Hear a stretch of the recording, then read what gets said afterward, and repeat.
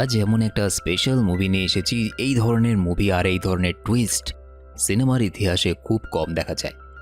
এমন একটা মুভি যেটা দেখার পর এর কাহিনী মাথা থেকে বেরোবে না বেশ কিছুদিন। একটা সাধারণ মানুষ কোন লেভেলের বুদ্ধি খাটাতে পারে। অন্ধাধুন মুভির শুরুতে দেখা যায় একটা ক্ষেতের মধ্যে একটা খরগোশ ঢুকে পড়েছে, আর সেই খরগোশটাকে তাড়া করতে গিয়ে সেটা পাশের হাই রোডে চলে আসে।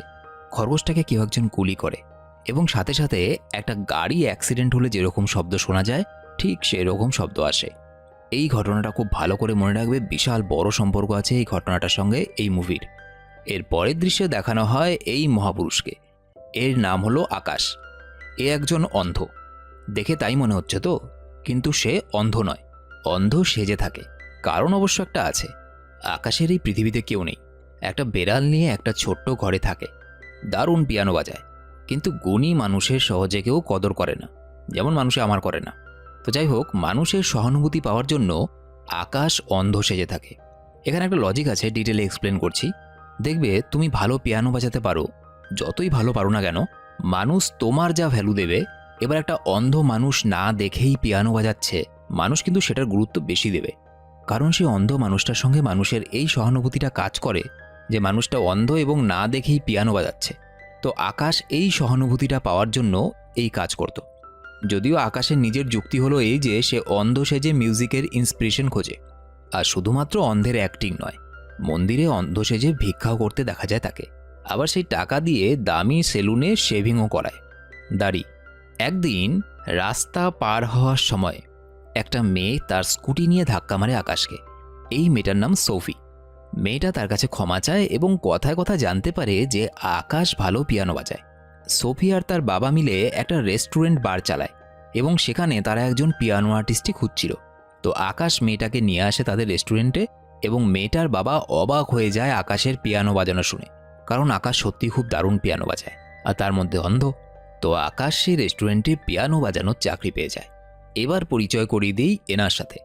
80 দশকের একজন সুপারস্টার ছিলেন ইনি মুভি জগতে। এর নাম হলো প্রমোদ সিনহা, আর এই হলো ওর সুন্দরী কোচি বউ। হ্যাঁ, বুড়োর টাকা ছিল বেশি, তাই কোচি জুটে গেছে।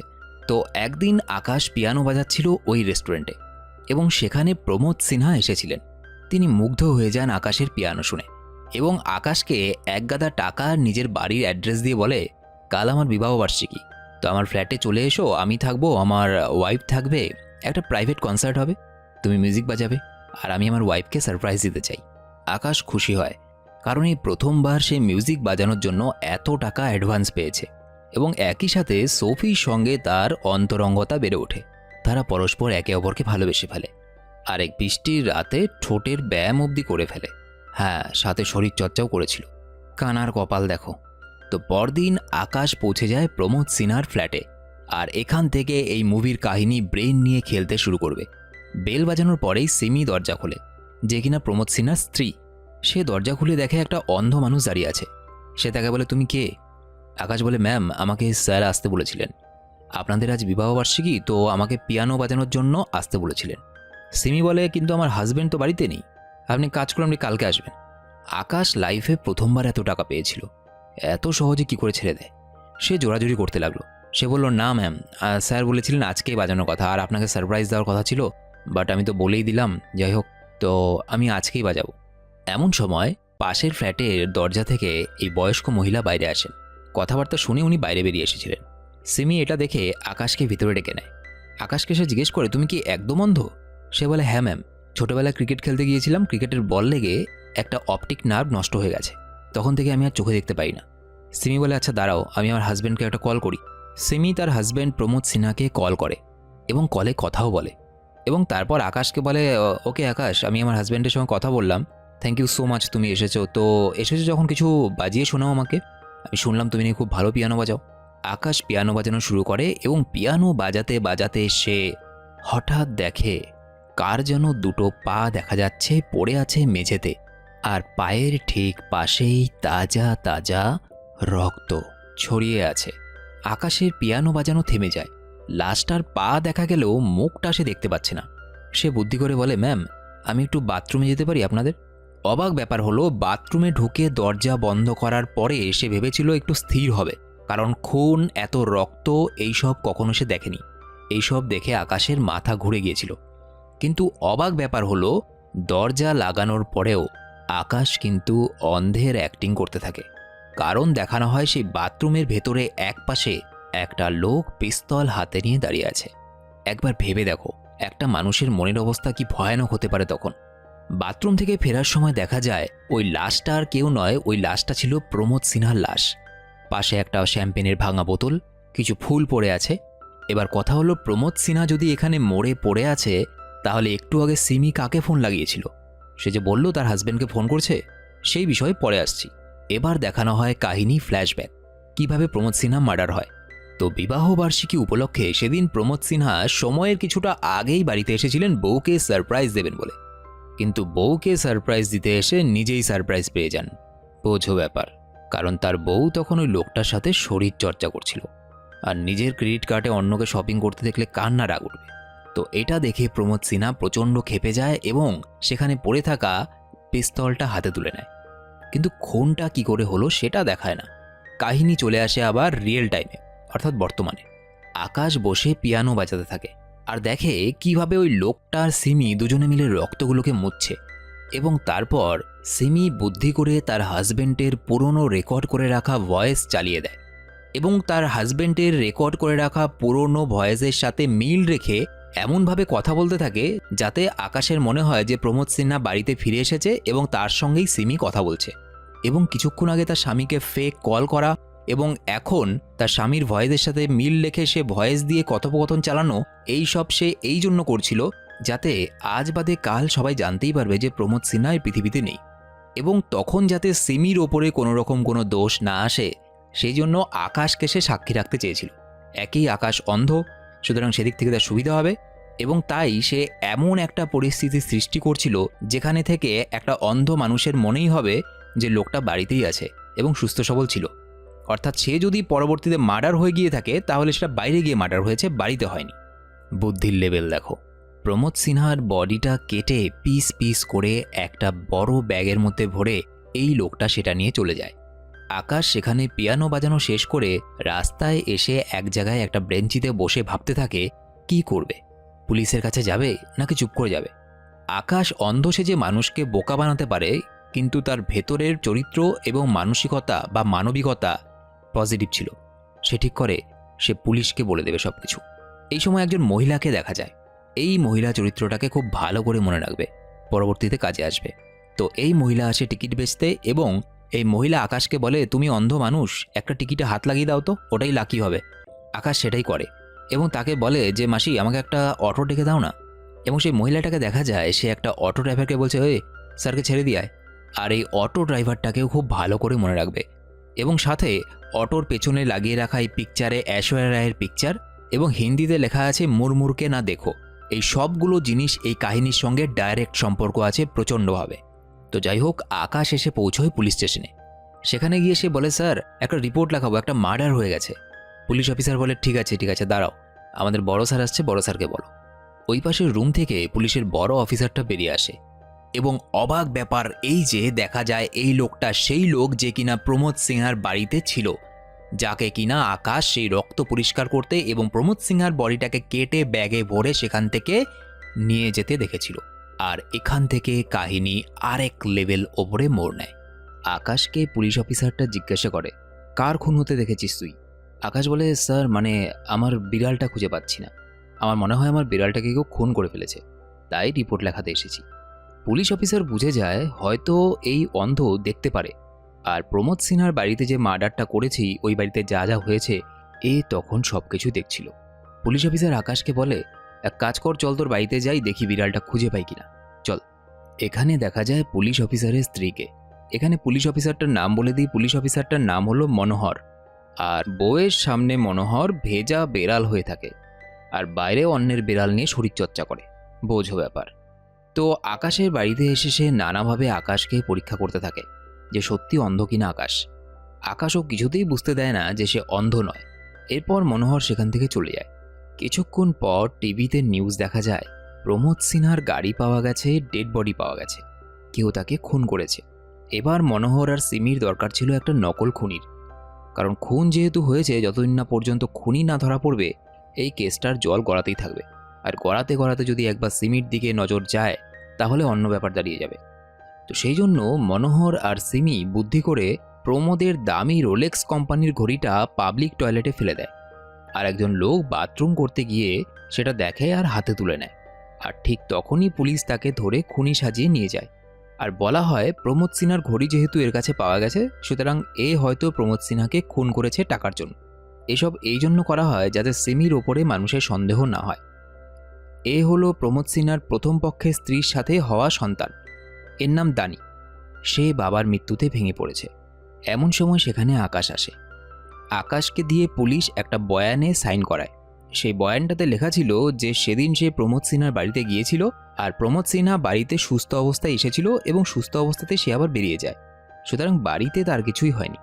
আর আকাশ বাধ্য হয়ে সাইন করে ওই বয়ানে। এর পরের দিন দেখা যায় প্রমোদ সিনহার শোক সভাতে ওই মহিলা, যে কিনা প্রমোদ সিনহার পাশের ফ্ল্যাটে থাকেন, সে সাব ইন্সপেক্টরকে ডেকে বলে সিমি সবকিছু মিথ্যে বলছে। সেদিন প্রমোদ সিনহা আর ওই অন্ধটা ছাড়াও আরেকজন লোক ওই বাড়িতে গিয়েছিল, কিন্তু এই ফ্ল্যাট থেকে প্রমোদ সিনহাকে তিনি বেরোতে দেখেননি। এই কথাটা মনোহরের কানে যায়। পরদিন দানিকে পিয়ানো শেখানোর জন্য আকাশ আবার প্রমোদ সিনহার ফ্ল্যাটের উদ্দেশ্যে রওনা দেয় এবং ওদিকে দেখা যায় সিমি ওই পাশের ফ্ল্যাটের বৃদ্ধা মহিলাকে কলিং বেল বাজিয়ে ডাকে এবং ওই বৃদ্ধা মহিলাকে বলে আমার শরীর খারাপ করছে, আপনার কাছে মাথা ব্যথার ওষুধ হবে?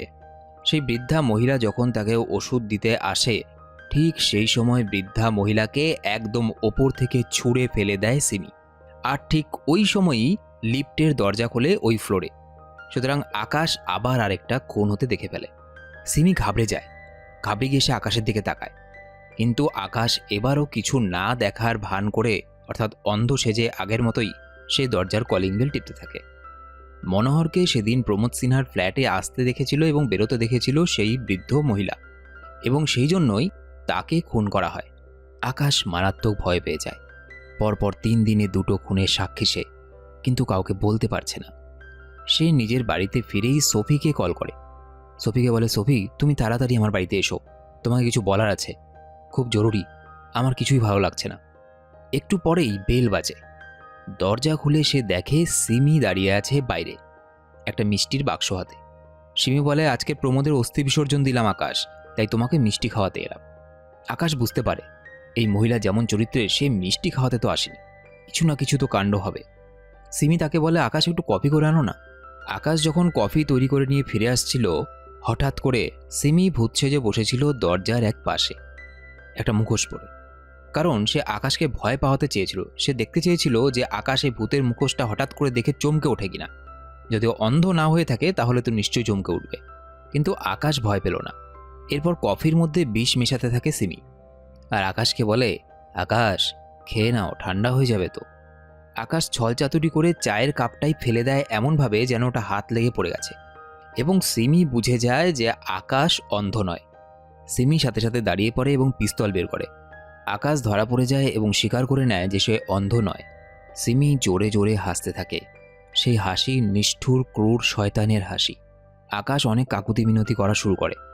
আকাশ বলে, ম্যাম আমি কাউকে কিচ্ছু বলবো না, আমি কাউকে কিছু বলিও নি, আমাকে প্লিজ কিছু করবেন না, আমার এই দুনিয়ায় কেউ নেই, আমি এই শহর ছেড়েও চলে যাব, আমাকে ছেড়ে দিন। আমি সেদিন কিচ্ছু দেখিনি, আমি কাউকে কিচ্ছু না বলেছি না বলবো, আমাকে কিছু করবেন না প্লিজ। সিমি দুঃখী হওয়ার ভান করে বলে, এস আকাশ, তোমার জন্য মিসেস ডিকোস্টা বেচারিকে ধাক্কা দিয়ে মেরে ফেলতে হলো, খারাপ লাগে আমার এরকম করতে, জানো। এই যে প্রমোদের সঙ্গে সম্পর্কটা আমার ভালোই ছিল, কিন্তু মনোহর জাস্ট টু গুড, আর সেই জন্য আমার প্রমোদের থেকে মনোহরকে ভালো লাগতো। সেদিন ওর অত তাড়াতাড়ি বাড়িতে আসার কোনো দরকার ছিল বলো? সারপ্রাইজ দিতে এসেছিল, নিজের সারপ্রাইজ নিয়ে গেল। ব্যাড টাইমিং আকাশ, ব্যাড টাইমিং। হঠাৎ করে আকাশের চোখের সামনে অন্ধকার হয়ে যেতে থাকে, মাথা ঘুরতে থাকে। সে চিৎকার করে বলে, ওই মিষ্টি যেটা আমাকে খাওয়ালে ওটার মধ্যে তুমি কি মিশিয়েছো? সিমি কোনো কথা বলে না।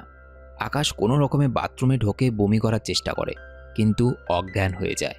ঠিক এমন সময় সেখানে সোফি আসে, কিন্তু বেল বাজানোর পরে দরজা খুলে সিমি, তা আবার এই অবস্থায়। সোফি ঘরে ঢুকে দেখে আকাশের জামা কাপড় কিছুই নেই গায়ে, বেডের উপরে পড়ে আছে আকাশ, আর সাথে সিমির এই সুন্দর কালো ছোট্ট বস্ত্রটাও ওখানে পড়ে আছে। সোফি রেগে যায়, এবং সেও এটা জানতে পারে যে আকাশ অন্ধ নয়। আকাশকে ওঠানোর চেষ্টা করে। সিমি বলে, তোমার আকাশ কিন্তু বিছানায় দারুণ খেলে। সোফি এটা শুনে আরও বেশি রেগে যায় এবং বলে যায়, আকাশ উঠলে তাকে ঘুম থেকে বলো আমাদের ওখানে আর তাকে চাকরি করতে আসতে হবে না, আমি তার জীবন থেকে চলে যাচ্ছি।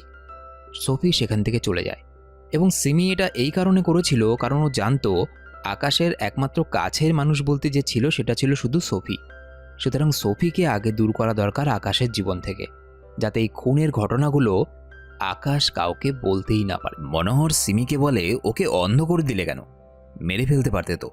ও যদি পুলিশকে গিয়ে সবকিছু বলে দেয়, পুলিশ কিন্তু আমাদের উপরে এনকোয়ারি বসাবে। মনোহর এই সময় আকাশের বাড়িতে যায় আকাশকে খুন করার জন্য। আকাশ তখন নিজের টাকা পয়সা যা জমানো ছিল সেই সব আর একটা পাসপোর্ট বানিয়েছিল সে লন্ডনে যাওয়ার জন্য, সেগুলো নিয়ে বাড়ি থেকে বেরোচ্ছিল। এমন সময় মনোহর তাকে মারার চেষ্টা করে, কিন্তু আকাশ কোনো রকমে সেখান থেকে পালিয়ে যায়।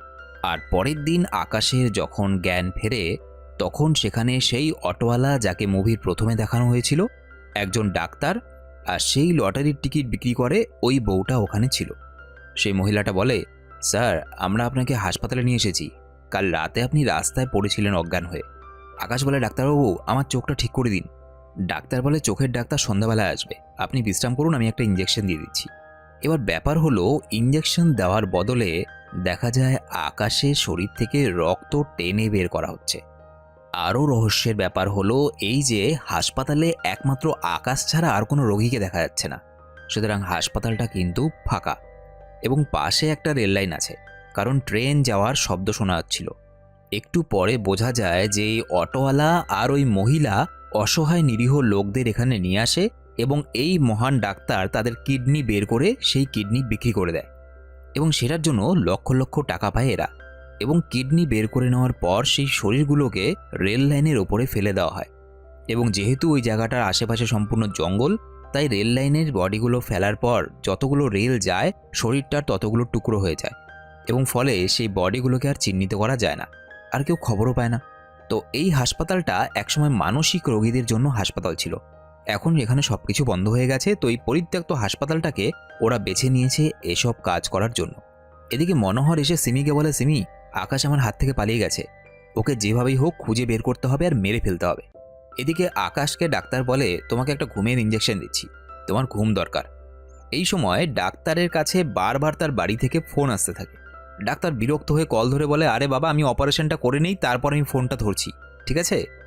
ব্যাস এই কথাতেই আকাশের সন্দেহ হয়ে গেল। সে বলে, আপনি কি আমার অপারেশন করছেন? কিন্তু আপনি তো বললেন আপনি চোখের ডাক্তার নন, তাহলে আপনি আমার কিসের অপারেশন করবেন? ডাক্তার আপনি আমার কিসের অপারেশন করবেন? সে চিৎকার করে বলতে থাকে।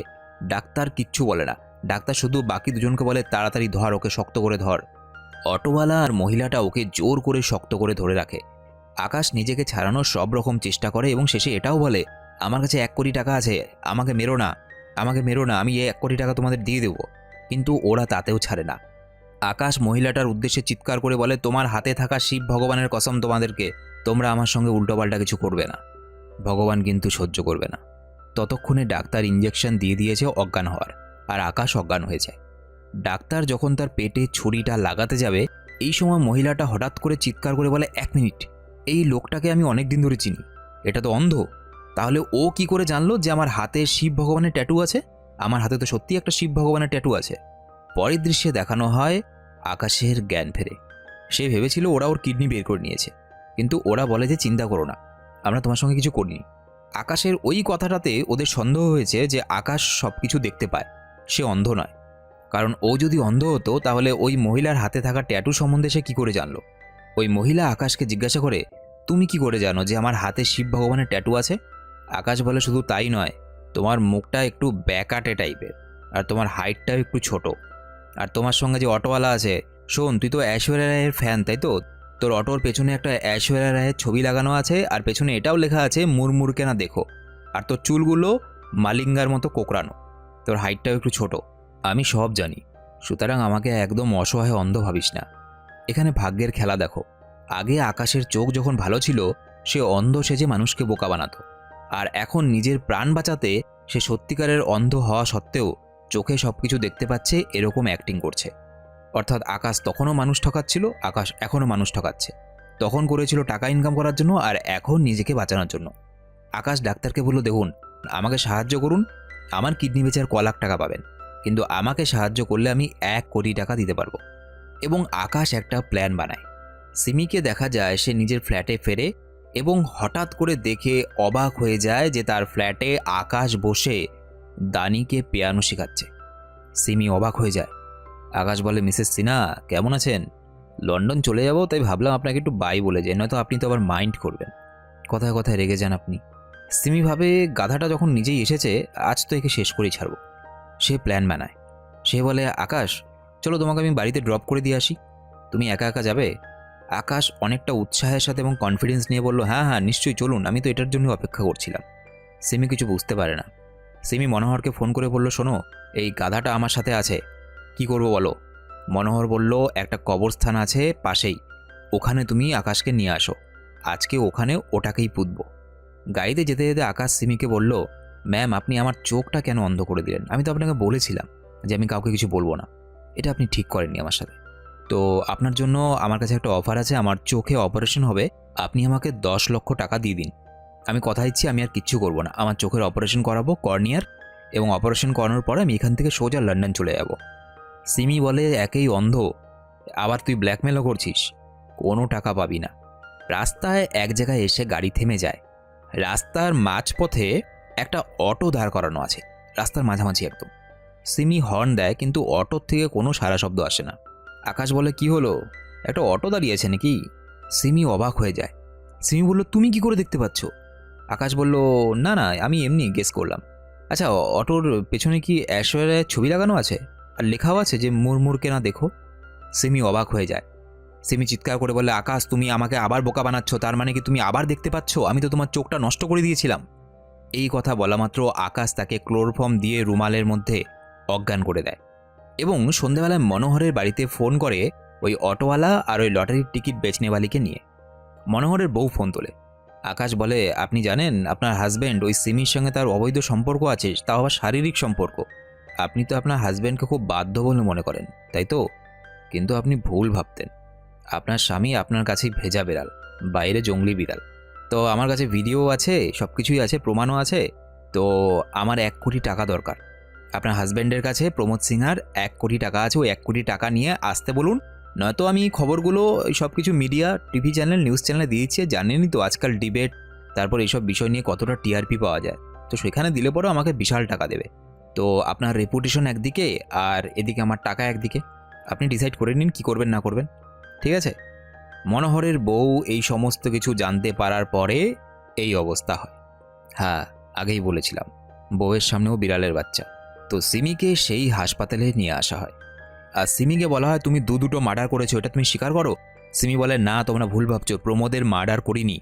ওখানে মনোহরের পিস্তলটা রাখা ছিল এবং তাকে আটকাতে গিয়ে কোনো রকমে গুলি চলে যায় এবং প্রমোদ মারা যায়। আকাশ বলে, কিন্তু ওই বৃদ্ধা মহিলা, তাকেও তুমি খুন করোনি? আমার চোখের সামনে তাকে তুমি বিল্ডিং থেকে ফেলে দিয়েছিলে। সিমি বলে, হ্যাঁ ওকে আমি খুন করেছি, আর মনোহরের সঙ্গে আমার অবৈধ সম্পর্ক আছে। যখন সে এগুলো বলছিল, অটোওয়ালাটা এই সব কিছু কথা রেকর্ড করে নিয়েছিল এবং তাকে তারই রেকর্ড শুনিয়ে বলা হয়, চলো এবার তুমি যা স্বীকার করলে সেটার প্রমাণ আমার কাছে আছে, এবার এটা পুলিশে দেবো না তুমিও 1 কোটি টাকা দেবে, বোঝো ব্যাপার, কানার বুদ্ধি দেখো। এরপর মনোহরকে বলা হয় নির্দিষ্ট জায়গায় টাকা নিয়ে আসতে। আকাশকে নিয়ে অটো ড্রাইভার মুরলি আর ওই মহিলা একটা ঘরে আসে আর হঠাৎ করে আকাশকে ওরা একটা হুইল চেয়ারের সাথে বেঁধে দেয়। আকাশ বলে, কি করছো তোমরা? তারা বলে, দাঁড়া আগে টাকাটা তো পাই, আমরা টাকা নিতে যাব আর তুই যদি এখান থেকে পালিয়ে যাস তখন কি হবে? তারা চলে যায় এবং তারা চলে যাওয়ার পরে দেখা যায় সিমিও সেই একই ঘরে একটা হুইল চেয়ারের মধ্যে বাঁধা। ওদিকে টাকা আনতে গিয়ে মুরলিকে ধরে ফেলে মনোহর আর গুলি করে দেয় মুরলিকে। মনোহর মুরলিকে গিয়ে জিজ্ঞেস করে, বল প্রমাণগুলো কার কাছে আছে? মুরলি বলে, আমার কাছে নেই, মাসির কাছে আছে, আর মাসি নিচে দাঁড়িয়ে আছে। মনোহর দৌড়ে যায় মাসিকে ধরতে এবং সে লিফটে উঠে পড়ে। মাসিকে মুরলি বলে, মনোহর লিফটে করে নিচে যাচ্ছে। মাসি বুদ্ধি লাগায় এবং সেখানকার কারেন্ট অফ করে দেয় এবং মনোহর লিফটে আটকে যায়। মাসি অটোতে করে মুরলিকে হাসপাতালে নিয়ে যায়। ডাক্তার বলে, মুরলির অবস্থা প্রায় শেষ এবং আপনি যদি চান মুরলির অঙ্গ প্রত্যঙ্গ দান করতে পারেন। মাসি বলে, যত টাকা লাগবে দেব, ওকে শুধু বাঁচিয়ে দিন। এই বলে মাসি কাঁদতে থাকে এবং ব্যাগে হাত দিয়ে সে যখন টাকার বান্ডিলগুলো বের করে আনে, দেখা যায় প্রথম নোটটা বাদে বাকি সবগুলো নোট নকল ছিল, অর্থাৎ সব নকল টাকা সাথে এনেছিল মনোহর। ওদিকে সিমি আকাশকে বলে, আকাশ, ওরা কিন্তু আমাদের কাউকে ছাড়বে না। তুমি ওদের উপরে বিশ্বাস করেছিলে, দেখো টাকার জন্য তোমাকেও বেঁধে রেখে গেল। তোমার কি মনে হয় না আমাদের একজন আরেকজনকে সাহায্য করা উচিত? আমি তোমাকে ছাড়া এখান থেকে বের হতে পারবো না, না তো তুমি আমাকে ছাড়া এখান থেকে বের হতে পারবে। আমার কাছে চোখ আছে আর তোমার কাছে হাত আছে, বলো কি করবে? আকাশ বলে, না, তোমার মতো মহিলাকে আমি বিশ্বাস করি না, যে নিজের স্বামীকে মারতে পর্যন্ত ছাড়ে না, যে এতগুলো খুন করলো, আমাকে অন্ধ করলো। তোমার মতো মেয়েকে তো বিশ্বাস করবো না। সিমি বলে, ঠিক আছে, চলো তাহলে দুজনই মরি। ওরা আসবে টাকা নিয়ে, টাকা নিয়ে আসার পরে দুজনের কাছ থেকে দুটো দুটো করে কিডনি পেয়ে যাবে, সেটা ওরা বিক্রি করবে। আকাশ অনেক ভাবলো, ভাবার পরে সে ভাবলো কেননা একবার সাহায্য নেওয়াই যায়। সে রাজি হয়ে যায়। সিমি ওর হাতের বাঁধন খুলে দেয় এবং আকাশ ওর চোখ খুলে দেয়। আকাশকে সে বলতে থাকে, আকাশ, তুমি সামনের পার্টিশনটা আছে, ওটা একটা কাচের পার্টিশন, তুমি এখান থেকে কিছু একটা ভারী জিনিস নাও আর ওটাকে ভেঙে দাও। আর এদিকে সিমি বুদ্ধি করে নিজের হাতের বাঁধন খোলার চেষ্টা করে। আকাশ ঠিকঠাক জায়গাতেই ছিল, কিন্তু যেহেতু সিমির হাতের বাঁধন খুলতে দেরি হচ্ছিল, সে আকাশকে ভুলভাল গাইড করতে থাকে। সে বলে, আকাশ, একটু ডান দিকে দেখো, না না তুমি ঠিক যাচ্ছ না, একটু বাঁ দিকে দেখো, আরে না কি করছো, সামনের দিকটাতে দেখো। এরকম করে আকাশকে ভুলভাল বলতে থাকে, যাতে নিজে আরেকটু টাইম পেয়ে যায় নিজের হাতগুলো খোলার জন্য। এক সময় সে নিজেকে মুক্ত করে এবং আকাশের উপরে ঝাঁপিয়ে পড়ে আকাশকে খুন করার জন্য। এই সময় ওখানে ডাক্তার চলে আসে। ডাক্তারকেও প্রাণে মারার চেষ্টা করে সিমি। ডাক্তারের বুকে, ঘাড়ের মধ্যে যেখানে সেখানে কোপ মারতে শুরু করে ধারালো সূচ দিয়ে, কিন্তু আকাশ তাকে ধরে ফেলে এবং অজ্ঞান করে দেয়। গাড়িতে করে তারা রওনা দেয়। আকাশ বলে, ডাক্তার, আমরা কোথায় যাচ্ছি? ডাক্তার বলে, আমরা মুম্বাই এয়ারপোর্টে যাব, আর ওখানে একটা প্রাইভেট জেট প্লেনের ব্যবস্থা করেছি আমি। আরবের একজন শেখ আছেন, ওনার মেয়ের লিভার দরকার। আর তুমি জানো, কাল সিমিকে ভয় দেখানোর জন্য যখন ওর রক্ত নিয়েছিলাম, ওটা রুটিন চেক আপ করার সময় আমার নার্স আমাকে রিপোর্ট দিয়েছে, যা দেখলাম তাতে দেখলাম আমরা তো একদম কোটিপতি হয়ে গেছি, আমাদের লটারি লেগে গেছে। ওই পেছনের ডিক্কিতে যে বন্দি আছে সে শুধু সিমি না, সে হচ্ছে আমাদের ভাগ্যের লটারি আকাশ। ওর রক্তের গ্রুপের সাথে শেখের মেয়ের রক্তের গ্রুপ একদম মিলে গেছে। সুতরাং আমরা এই লিভারটা যদি ওনাকে দেই, এই লিভারের বদলে সেই শেখ আমাকে $1 মিলিয়ন দেবে। জাস্ট ভেবে দেখো, আমরা বিশাল বড় লোক হয়ে যাব এবং তোমাকে আমি সেখান থেকে 1 কোটি টাকা দিব এবং সিমির চোখ দুটোর কর্নিয়া তুমি নিজের চোখে ট্রান্সপ্লান্ট করিয়ে নেবে এবং তুমি আগের মতো আবার দেখতে পাবে। আকাশ কিছু বলে না, আকাশ চুপচাপ থাকে। এরপর দেখা যায় গাড়িটা ক্ষেতের পাশ দিয়ে একটা রাস্তা ছিল এবং সেই রাস্তা দিয়ে সোজা চলে যায়। এরপর কাহিনী 2 বছর পর দেখানো হয়। ইউরোপের কোনো একটা দেশের কোনো একটা জায়গা। সোফি এখানে এসেছে এবং ঘটনাচক্রে সে একটা রাস্তা দিয়ে যাওয়ার সময় তার কানে কিছু আওয়াজ আসে, যে আওয়াজটা তার পুরনো চেনা ছিল, খুব চেনা, খুব কাছের একটা আওয়াজ। সে ওদিকে তাকাতেই দেখতে পায় বড় বড় পোস্টার, আর সেই পোস্টারের মধ্যে একজন অন্ধ পিয়ানিস্টের নাম লেখা আছে এবং গিয়ে দেখে সে যা সন্দেহ করেছিল ঠিক, আকাশ সেখানে পিয়ানো বাজাচ্ছে এবং আকাশের অনেক নাম হয়ে গেছে এখন, অনেক পপুলার। কিন্তু আকাশকে দেখে সে কালো চশমা পরে আছে। আকাশকে গিয়ে সোফি বলে, আকাশ, তুমি এখনও মানুষকে ঠকাচ্ছ, এখনও মানুষের সহানুভূতি নিয়ে অন্ধ সেজে মানুষকে পিয়ানো বাজিয়ে শোনাচ্ছ। আকাশ বলে, না, তুমি যা ভাবছো তা নয়, তুমি সব কথা জানো না, তুমি সেদিন আমার রুম থেকে চলে গিয়েছিলে, কিন্তু আসল ব্যাপারটা তুমি কিছুই জানো না। বলে সে বলে, চলো কফি খেতে খেতে কথা বলা যাক। এবং বাইরে একটা কফি শপে তারা খেতে খেতে কথা বলে এবং আকাশ সেখানে সব কিছু খুলে বলে, যে সিমি তার সঙ্গে কী কী করেছে এবং সোফি তাকে ভুল বুঝেছিল, এই সমস্ত কিছু খুলে বলে। কিন্তু একটা জায়গায় এসে আকাশের বলা কাহিনীর সঙ্গে মুভিতে দেখা কাহিনীর মিল পাওয়া যায় না। সেটা হলো ওই যে যখন ডাক্তার ওকে বলল যে তুমি ওর কর্নিয়া দুটো নিজের চোখে ট্রান্সপ্লান্ট করিয়ে নিও এবং আমি লিভার দুটো শেখকে বেচে দেবো। তারপরে আকাশ চুপ ছিল এবং গাড়িটা সেখান দিয়ে চলে যায়। কিন্তু আকাশ যখন সোফিকে এই একই ঘটনা শোনাতে গেল তখন একটু আলাদা শোনায়। আকাশ বলল, সেদিন যখন ডাক্তার আমাকে বলল যে ওর চোখের কর্নিয়া দুটোকে তুমি ট্রান্সপ্লান্ট করিয়ে নিও, আমি তখন ডাক্তারের সাথে রাজি হইনি এবং এখানে সিনটা একটু আলাদা দেখানো হয়। আকাশ বলে, না, আমি ওর কোনো অঙ্গ প্রত্যঙ্গ চাই না, আর আমি আপনাকেও ওর কোনো অঙ্গ প্রত্যঙ্গ নিতে দেবো না, কারণ ও তো মারা যাবে। আর ওকে যদি আমি মেরে ফেলি তাহলে ওর মধ্যে আর আমার মধ্যে পার্থক্য কী থাকলো? আমি ওকে পুলিশ স্টেশনে নিয়ে যাব এবং সেখানে গিয়ে সব প্রমাণ করে দেব যে সিমি ওই দুটো মার্ডার করেছে এবং আমাকে অন্ধ করেছে, যা শাস্তি দেওয়ার আইন শাস্তি দেবে। ডাক্তার বলে, তুমি মূর্খের মতো কথা বলো না আকাশ, ওকে তুমি নিয়ে গেলে পরেও ওর যে সাজা হবে সেটা মৃত্যুদণ্ডই হবে। ও মৃত্যুদণ্ড পেয়ে গেলে না তোমার লাভ হবে না আমার লাভ হবে। সুতরাং ওর কাছ থেকে যদি আমরা অঙ্গ প্রত্যঙ্গগুলো নিয়ে নেই, তুমিও চোখে দেখতে পাবে, আমিও একটা বেটার লাইফ কাটাতে পারবো আকাশ, একবার ভেবে দেখো। এবং এই কথা বলতে বলতে গাড়ির ডিক্কি থেকে আওয়াজ আসতে থাকে, যেখানে সিমিকে রাখা হয়েছিল। ডাক্তার গাড়ি থামায় গাড়ি থামিয়ে আকাশকে বলে তুমি বসো, ওর বোধহয় জ্ঞান ফিরে এসেছে, ওকে একটা ইঞ্জেকশন দিয়ে আসি অজ্ঞান করার। ডাক্তার ইঞ্জেকশন দিতে তো চলে যায়। সিমির কিছুটা চিৎকারের আওয়াজ পাওয়া যায়। এরপরে হঠাৎ করে দেখা যায় এই দৃশ্য। ডাক্তার গাড়ির পেছনে রক্তাক্ত হাত, রক্তাক্ত দেহ, অর্থাৎ সিমি তাকে মেরে ফেলেছে এবং সিমি গাড়ির ড্রাইভারের সিটে এসে বসে। আকাশ কিছুই বুঝতে পারে না। আকাশ ভাবে যে ডাক্তারই হয়তো গাড়ি চালাচ্ছে। আকাশ ডাক্তারকে বলে, ডাক্তার এটা করা উচিত হবে না, সিমির চোখ দিয়ে আমি হয়তো দেখতে পাবো কিন্তু আমি কখনো আর পিয়ানো বাজাতে পারবো না, মেয়েটাকে মেরে ফেলার কথা আমি ভাবতে পারি না।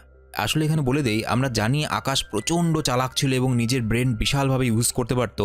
তো আকাশ লেডিস পারফিউমের গন্ধে বুঝে গিয়েছিল যে ড্রাইভারের আসনে ডাক্তার নয়, সিমি এসেছে। অর্থাৎ ড্রাইভার সিটে যখন সিমি আছে তার মানে ডাক্তারকে নিশ্চয়ই সিমি মেরে ফেলেছে এবং আকাশকেও ছাড়বে না।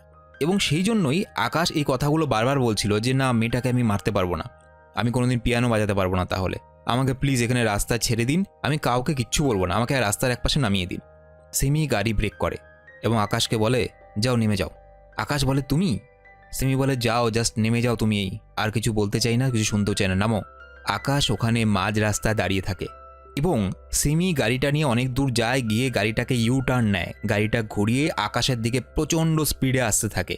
এবং এইখানে দেখা যায় মুভির শুরুর প্রথম দৃশ্যটা, যেখানে একজন কৃষক নিজের ক্ষেতে ঢুকে পড়া একটা খরগোশের তাড়া করতে গিয়ে খরগোশটাকে গুলি করে এবং খরগোশটা লাফ দিয়েছিল এবং একটা গাড়ির অ্যাক্সিডেন্টের শব্দ এসেছিল, যেটা আমি ভিডিওটার প্রথম লাইনে বলেছিলাম।